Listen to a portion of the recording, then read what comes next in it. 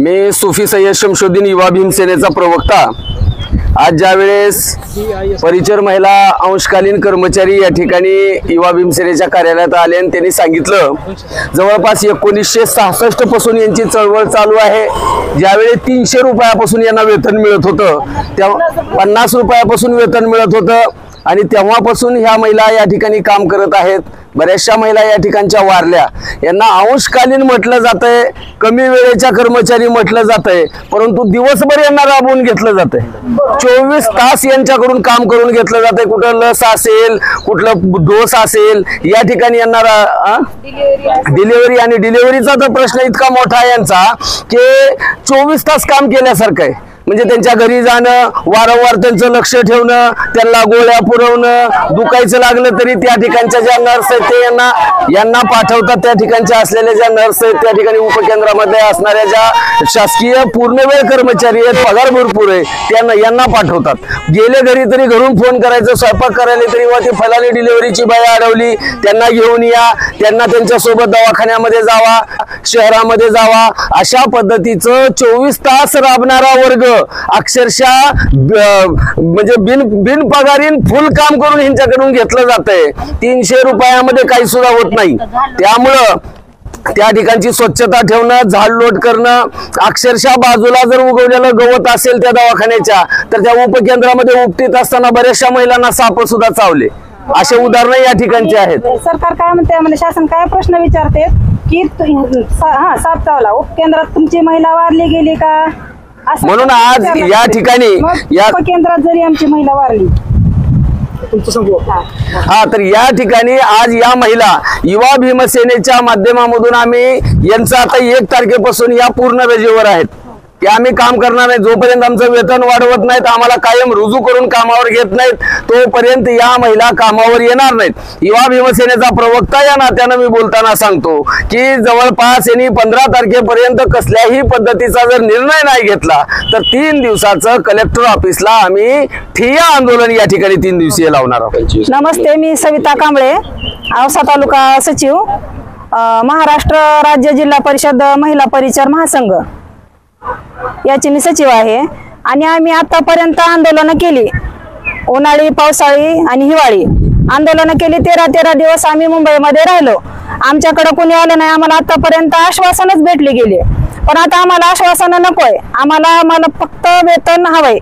आम्हाला ज्या ठिकाणी आम्ही आहोत त्या ठिकाणी आम्हाला कायम करून घेणे, आम्हाला जे पगार वाढवणे, जे आम्ही काम करतोय आतापर्यंत जे काम केलंय, आम्ही कोरोना काळामध्ये काम केलंय, आमचं आतापर्यंत आम्हाला काहीच दिलं गेलं नाही। तर ते कोरोना काळातला आम्हाला भत्ता मिळावा, आम्हाला दरवर्षी गणवेश भाऊबीज भेटावी आणि कायमसेवेत रुजू करून घ्यावे आम्हाला, आणि आमचा पगार वाढवण्यात यावा, याबद्दल आम्ही आंदोलन करत आहेत। आणि जोपर्यंत आमचा मार्ग हा निर्णय घेतला जात नाही तोपर्यंत आम्ही कामावर रुजू होणार नाही। नमस्ते, माझं नाव सुवर्णा कळशे, लातूर जिल्ह्याची मी सचिव आहे। आम्ही 1966 पासून आमचं पद आहे सर। त्यावेळेस पासून महिला 20 रुपयापासून काम करतात। आतापर्यंत फक्त आम्हाला 3000 रुपये मानधन झाले, आणि त्याच्यामध्ये सकाळी 8 पासून ते संध्याकाळी 5 पर्यंत काम करायचा वेळ आहे। पहिलं होतं कसं 12 पर्यंत करत होतो, शेतात काहीतरी जाऊन मजुरी करत होतो। आमच्या महिला विधवा परित्यक्ता आहेत, त्यांनी घर कसं भागवावं, मुलाचं शिक्षण कसं करावं, मग भरपूर काही राहते आणखीन माग। आणि एक तेलाचा पुढाही नाही गेले 100 रुपये दररोज। जर आम्हाला तेवढं जर काम लागलं तर आम्ही करावं काय, खावं काय? त्याच्यामुळे आम्हाला होता होईल तेवढे शासनानं आम्हाला म्हणजे जेवढं असं मानधन आहे त्याच्यापेक्षा थोडं वाढ करावं। थोडी वाढ म्हणजे किमान वेतन मिळावं, नाहीतर आम्हाला ह्याच्या सेवेमध्ये समावेश करून घ्यावं। कारण का आम्हाला पण सगळेच मानधन आहेत। कारण का तुम्ही अशा कार्यकर्त्याला लगेचच म्हणजे वर्षाला मानधन वाढ करता, अंगणवाडीला मानधन वाढ करता। आम्ही जर कंटिन्यू 8 वाजल्यापासून उभं थांबतो ना, तिथं तुमचं टॉयलेट साफ करता, झालं तर तुमचं सगळं लसीकरणाला आम्ही हजर राहता। कोणचंच असं नाही की तुम्ही नाही केलं म्हणून। डिलिव्हरीला हजर राहता, नाईटला डिलिव्हरी आल्यानंतर आम्ही तिथं जाता, कारण का तुम्ही जिथं सिस्टर आहेत तिथं आम्ही आहे। मग तुम्ही कुठंच आमचं नाव नाही, कारण का पार्ट टाइम असं म्हणजे नाव कुठंच नाही। फक्त प्रत्येक जण येणार, मावशी तुम्ही हे काम करा, मावशी तुम्ही ते काम करा, हे तुम्ही उचललं पाहिजे, तुम्ही केलं पाहिजे। आणि असं जर कोणचं जर काही टीम ही आल्यानंतर तुम्ही अशा कार्यकर्त्याला विचारता, सगळ्याला विचारता, मग आम्ही पण करता ना। आम्ही ज्यावेळेस स्वच्छता करता त्यावेळेस तुम्ही तिथं बसता, आम्ही नाही स्वच्छ केलं त्याला केल्यावर मग काय होणार आहे तिथं? आम्हाला कुठं धूळ बसू देत नाही, आम्ही प्रत्येक कामामध्ये हजर राहता, काहीच असं काही नाही, परिसर स्वच्छ करता. आणि तुम्ही येणार असले 10ला तर आम्ही तिथं 6 वाजल्यापासून काम करता, पण तिथं आम्हाला कोणच ओळखत नाही, कुठं नाव नाही, आमच्या नावात बदल व्हावं, किमान वेतन आम्हाला भेटावं आणि आम्हाला सगळ्या सुविधा भेटावं आणि आम्हाला मान सन्मान भेटावं, एवढीच आमच्याकडे शासनाची मागणी आहे. भरपूर आंदोलन केले, आज करतो उद्या करतो म्हणतात, पण आतापर्यंत शासनाने काय आमची दखल घेतली नाही.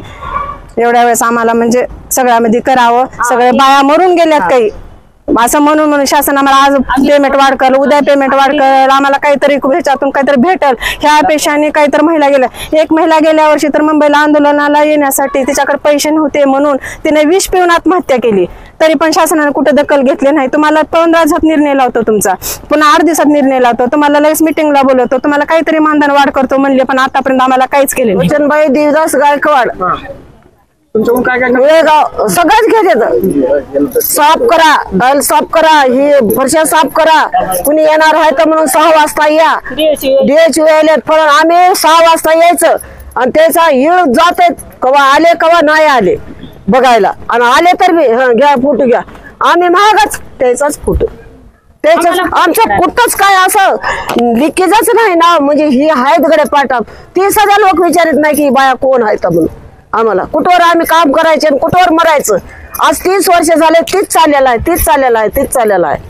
कुठवर काय करायचं, खायला आम्ही माग, आम्ही रडके झालेले बाया. आमच्या लेकराला शिक्षण काय खाऊ पिऊ घालायचं, लग्न यावं कसे करायचे, काय खायचं, सगळ्या रडक्या झालेल्या आम्ही दोघी चौघीत आमच्या ह्याच्यातल्या.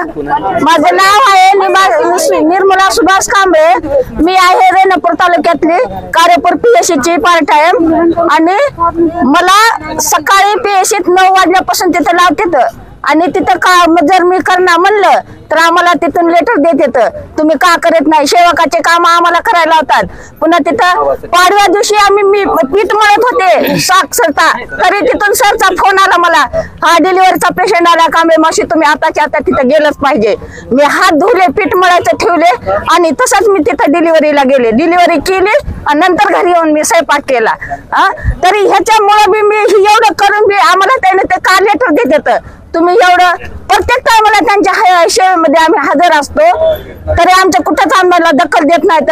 आणि आम्हाला कॅम्प असलं की तिथं कपडे धुवायला लावतात, इंस्ट्रुमेंट धुवायला लावते, टावेल धुवायला लावतात, मास्क धुवायला लावतात आणि त्याचा भत्ता दुसऱ्याला देतात. आम्हाला म्हणतात तुमच्या नावावर बजेट निघत नाही, मग आम्ही कसं ते काम करा, आम्हाला त्याचा मोबदला भेटत नाही. डिलिव्हरी करून सुद्धा ह्यांना मानधन, आम्हाला मानधनावरच काम करावं लागले, वेतन नाही. आणि तुम्हाला काय पगार नाही का, तुम्ही का नका म्हणता काम करायला, तुम्ही बसून जाताव का, तुम्हाला नाही करायचं असलं तर राजीनामा द्या असे बोलते आम्हाला, असं बोलते. असं कसं बोलायचं, आमचं कुठंतरी दखल घ्या, आम्हाला आमच्या पोटाला लागेल तेवढं आम्ही मागत असतो, दुसरं आम्ही भेटत आम्हाला द्या काय म्हणलं असं बोलते ते.